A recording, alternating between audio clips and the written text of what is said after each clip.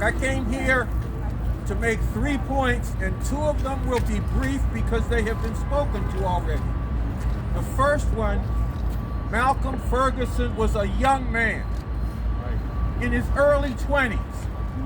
He should have had decades of life stretched before him, but those decades were stolen from him, from his mother Juanita and his family, by a murdering cop. A cop who has been allowed to walk the streets, even patrol the streets. That needs to stop.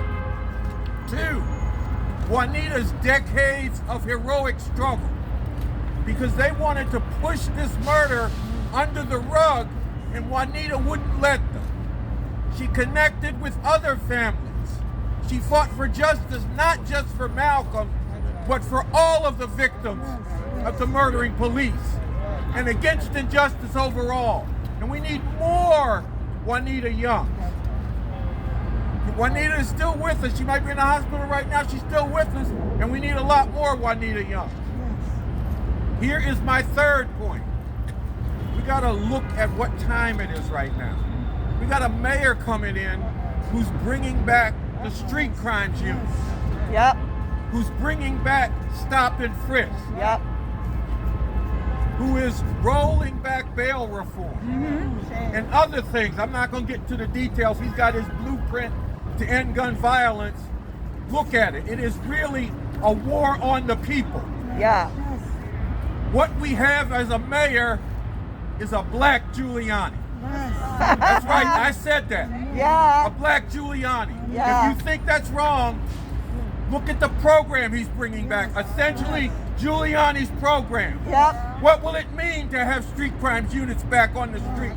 The people who claim they own the night and murdered black and brown people to prove it. What will it mean to bring back stop and frisk? Look at how Malcolm was murdered. An undercover cop who mumbled something about he had drugs or maybe a weapon or some stuff like that. That was what stop and frisk did. Criminalize black and brown people and unleash the police to treat them as criminals. Guilty until proven innocent if they could survive to prove their innocence. We got to stop that. Lots of folks here working on an inside strategy. We need an outside strategy. We need to hit the streets like we did back in 1996 when we started the October 22nd Coalition to Stop Police Brutality and took people into the streets. I see some co-founders of that standing here today.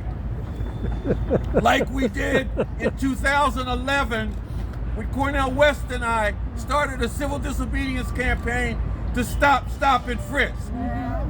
And like most of New York did last 2 years ago after the murder of George Floyd. We got to take to the streets. We got to raise hell. I actually have a 4th point.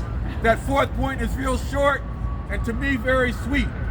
We got to fight these attacks, whether it's the police brutalizing and murdering people, whether it's attacks on women, including taking away the right to abortion. We got to hit the streets and raise hell about all of that. March 8th, International Women's Day. Be out there in Union Square at 3 o'clock. We have to connect this resistance. We need powerful resistance, and we have to connect it to bringing forward a movement for an actual revolution. One that can get rid of the system that needs brutal murdering cops.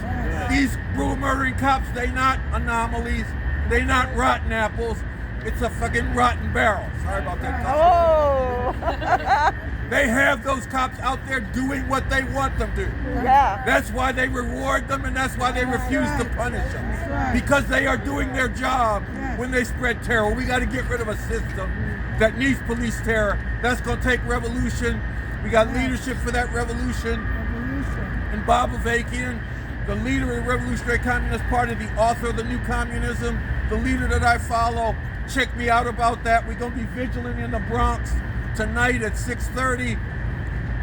Be there with us. I don't remember the exact address, but they got flyers here with it. So that's it. Thank you, yeah.